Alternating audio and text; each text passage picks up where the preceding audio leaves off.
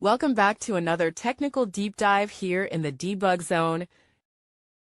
Today we're tackling a big question and breaking it down with insights from other users. Hopefully this clears up some misconceptions and helps you get the answer you need.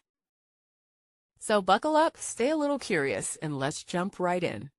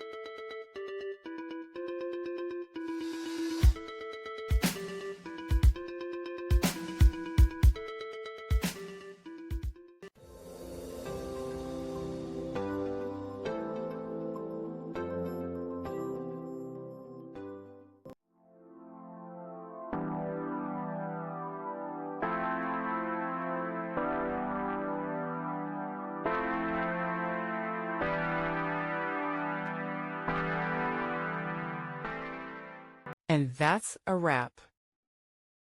I hope you found the answer you were looking for. If you did, take a second to hit that subscribe button. It really helps out.